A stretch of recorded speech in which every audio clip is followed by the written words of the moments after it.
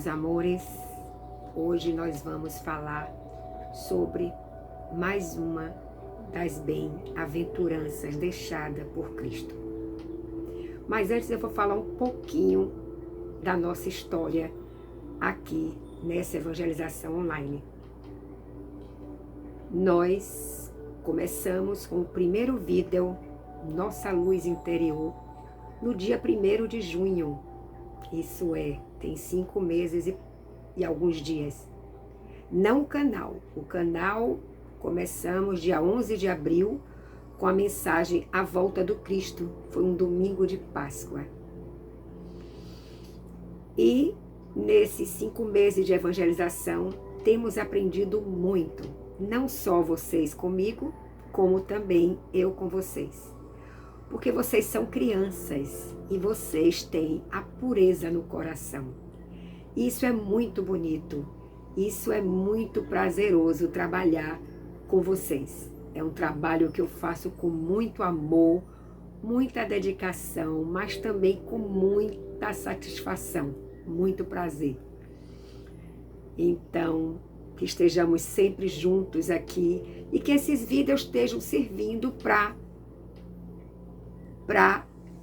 formar homens e mulheres de bem. Como vocês estão vendo aqui no cenário, temos algumas crianças e temos uma bonequinha, que é o símbolo também da infância. E a nossa bem-aventurança hoje é: bem-aventurados os que têm puro o coração. Está no Evangelho e eu vou ler aqui um pedacinho que diz: bem-aventurados aqueles que têm puro o coração, porque verão a Deus. São Mateus, capítulo 5, versículo 8. E abaixo tem: apresentaram-lhe então criancinhas, a fim de que ele, no caso Jesus, as tocasse. E como seus discípulos afastassem com palavras rudes aqueles que as apresentavam, Jesus, vendo isso, zangou-se e lhes disse: deixai vir a mim as criancinhas. Então, alguns homens e mulheres traziam crianças para que Jesus tocasse, para fazer um milagre nas criancinhas. E os discípulos estavam naquele momento afastando essas pessoas que traziam, e ainda com palavras duras, palavras severas. Aí Jesus se zangou e disse: deixai vir a mim as criancinhas. E não as impeçais, porque o reino dos céus é para aqueles que se lhes assemelham. Quer dizer, Jesus quis dizer que o reino dos céus é para aqueles que se assemelham, que se parecem com as crianças. Mas será que ele quis dizer isso no tamanho? Na idade? Não. Ele quis dizer isso na pureza do coração, na humildade, na simplicidade que as crianças trazem ainda dentro de si. Então o Evangelho continua dizendo o seguinte, como eu estava falando da comparação das crianças com a perfeição, com a pureza. Esta comparação poderia não parecer justa, considerando-se que o espírito da criança pode ser muito velho e que traz, em renascendo para a vida corporal, as imperfeições das quais não se despojou nas suas existências anteriores. Só um espírito que atingiu a perfeição poderia servir de modelo para a verdadeira pureza. Contudo, essa afirmação é exata no que diz respeito à vida presente, a vida que a criança está vivendo agora, nesta existência. Porque a criancinha, não tendo ainda podido manifestar nenhuma má tendência, nenhuma tendência perversa, oferece-nos a imagem da inocência e da candura. Também Jesus não diz, de um modo absoluto, que o reino de Deus é para elas, mas para aqueles que se lhes assemelhem. Então, não quer dizer que o reino de Deus é só para as criancinhas, ou seja, as pessoas pequenas, as pessoas com pouca idade. Pessoas também da minha idade, pessoas adolescentes, pessoas mais velhas que eu, todos podem entrar para o reino de Deus, contanto que o seu espírito, a sua pureza de coração, seja igual à das criancinhas. Surge ainda outra questão, a seguinte: uma vez que o espírito da criança já viveu, por que não se mostra ele desde o nascimento tal como ele é? Então, por que será que a criancinha, já que ela traz as suas más tendências, os seus erros, as suas falhas, por que ela não se mostra logo, desde pequenininha, como ela é? Então, a resposta é o seguinte: como eu falei antes, tudo é sábio nas obras de Deus. A criança tem necessidade de cuidados delicados, que só a ternura materna pode lhe dar. E essa ternura cresce com a fraqueza e a ingenuidade da criança. Para uma mãe, seu filho é sempre um anjo. E precisaria que assim fosse para cativar a sua solicitude. Quer dizer, para que ela esteja sempre pronta a cuidar dessa criança.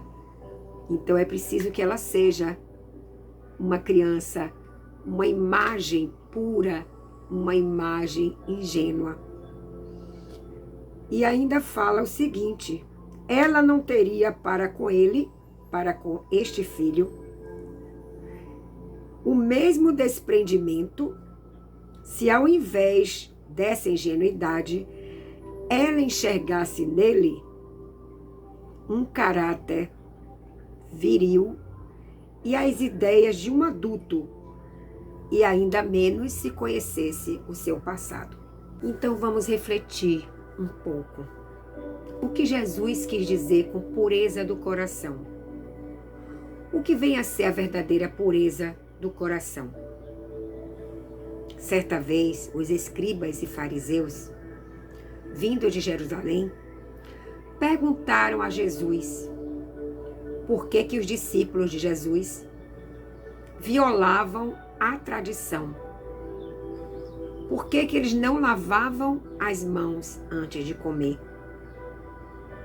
E Jesus lhe respondeu: hipócritas, Isaías bem profetizou de vós quando disse: este povo me honra com os lábios, mas seu coração está longe de mim, e é em vão que me honram, ensinando máximas e ordenações humanas. Porque eles seguiam muito as leis humanas, criaram leis humanas, mas não lembravam de seguir as leis de Deus, como, por exemplo, honrai vosso pai, vossa mãe, e outras tantas leis que eles não seguiam. Então, depois, Jesus, tendo chamado o povo, ele lhe disse: escutai e compreendei bem isto. Não é o que entra na boca que enlameia o homem, mas o que sai da boca do homem.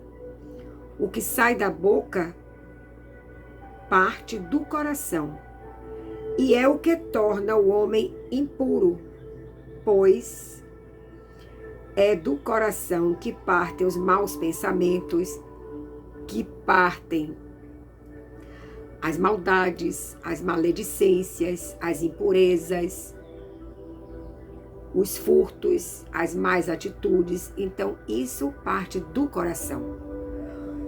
Ele, então, chamou aqueles homens de hipócritas, porque eles só pensavam nas coisas exteriores. Eles se preocupavam muito com a aparência por fora e esqueciam de se melhorar por dentro.